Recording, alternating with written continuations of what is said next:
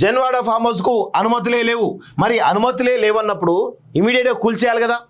అసలు 111 జీవో పరిధిలో ఉన్నటువంటి ఆ ఫామ్ హౌస్ అంతకుముందు కట్టారు కాబట్టి ఇమీడియట్గా అనుమతులు లేవు కాబట్టి ఇమీడియట్గా కూల్చాలని చెప్పేసి కూడా ఈ రాష్ట్ర ప్రభుత్వాన్ని ముఖ్యంగా రంగనాథ్ గారిని నేను కోరుతా ఉన్నాను. అయినా ఇంటి నెంబర్ కేటాయింపు పన్ను వసూళ్లు 111 జీవో నిబంధనలకు పూర్తి విరుద్ధంగా నిర్మాణం. రెండో రోజు కొనసాగిన రెవెన్యూ అధికారుల సర్వే. ఫిరంగి కాలువలో బఫర్ జోన్లో ఆక్రమణలపై ఆరా. 1-2 రోజుల్లో మరోసారి పరిశీలించేటువంటి ఛాన్స్. పూర్తి వివరాలతో త్వరలోనే కలెక్టర్కు నివేదిక అంటూ చూస్తా ఉన్నాం. చూడండి ఇక ఇలా ఆల్రెడీ అలా కేటీఆర్ ఏదో కొడుకు కోసం కొడుకు పిలుస్తున్నాడు అని చెప్తా ఉన్నాడు. మరి ఏం చేస్తారో చూడాలి. జన్వాడలో కేటీఆర్ ఫామ్ హౌస్ సంబంధించి ఎలాంటి అనుమతులు తీసుకోలేదని తెలిసింది. రంగారెడ్డి జిల్లా శంకర్పల్లి మండలం జన్వాడ ప్రాంతం అంతా 111 జీవో పరిధిలో ఉంది. ఇక్కడ 2013-14 మధ్య ఫామ్ హౌస్ నిర్మించినట్లు స్థానికులు చెబుతున్నారు. దీనికి సంబంధించి అప్పటి గ్రామ పంచాయతీ కార్యదర్శి ఎలాంటి అనుమతులు ఇవ్వలేదు. కానీ ఆ ఇంటికి నెంబర్ కేటాయించి ఏటా పన్నులు వసూలు చేస్తడం గమనార్హం. సర్వే నెంబర్ 311/7 362 గజాల్లో ఇంటి నిర్మాణం ఉన్నట్లు పంచాయతీ రికార్డులో ఉండగా ఫామ్ హౌస్ 1210 గజాల్లో ఉందని విశ్వసనీయ సమాచారం. 111 జీవో పరిధిలో కాంక్రీట్తో నిర్మాణాలు చేపట్టాలని నిబంధనలు ఉండగా అందుకు విరుద్ధంగా ఫామ్ హౌస్ను 3 అంతస్తులు నిర్మించారు. మరోవైపు జన్వాడ ఫామ్ హౌస్ వద్ద బుధవారం కూడా రెవెన్యూ అధికారుల సర్వే కొనసాగింది.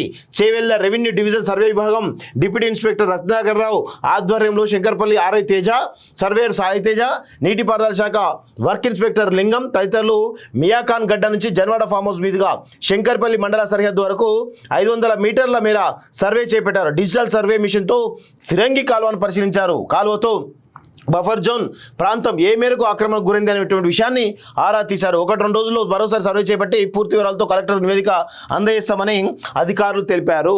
సో ఈరోజు ఆయన యూఎస్కు వెళ్ళడం జరిగింది. ఎవరు? కేటీఆర్. సో ఈ సందర్భంలో ఆయన వచ్చేదానికంటే ముందే నాకు తెలిసి జన్వాడ ఫామ్ హౌస్ను కూల్చేటువంటి అవకాశాలు చాలా బలంగా ఉన్నాయనేది చాలా క్లియర్గా తెలుస్తూ ఉంది. కూల్చాలి కూడా, ఎందుకంటే ఇంటి నిర్మాణానికి అనుమతులు లేవు, కానీ ఇంటి నెంబర్ వస్తుంది, కానీ దానికి పన్ను కడతారు. ఇవన్నీ ఎలా కడతారు? ఇంటి నిర్మాణానికి అనుమతులు లేకుండా ఇవన్నీ ఎలా జరుగుతూ ఉన్నాయి? అది కూడా గత 10 సంవత్సరాలు ఒక కీలకమైనటువంటి మంత్రిగా పనిచేసేటువంటి కేటీఆర్ ఈ విధంగా ఒక అక్రమం చేయడం వెనకాల ఆయన పైన క్రిమినల్ కేసు కూడా పెట్టాలి. బుద్ధి ఉండాలి కదా కొంచెమైనా. ఏమైనా అంటేనేమో నేను లీజ్ తీసుకున్నా, నేను అది చేసిన, ఇది చేసిన, ఫామ్ హౌస్ నాది అని అంటూ నాది కాదు అంటూ డ్రామా ఆడుతూ ఉన్నాడు ఈ డ్రామారావు. ప్రతి దశలోనూ ఈ డ్రామారావు ఆడేటువంటి ఆటలను మనందరం కూడా ఒకసారి గమనించాల్సినటువంటి అవసరం ఉంది మిత్రులారా. సో జన్వాడ ఫామ్ హౌస్ చుట్టూ బిగుస్తున్న కేటీఆర్ చుట్టూ బిగుస్తున్న ఉచ్చు త్వరలోనే ఖచ్చితంగా దీన్ని కూల్చేటువంటి అవకాశం ఉంది అనేది మనకు వస్తున్నటువంటి సమాచారం. కూల్చాలి కూడా.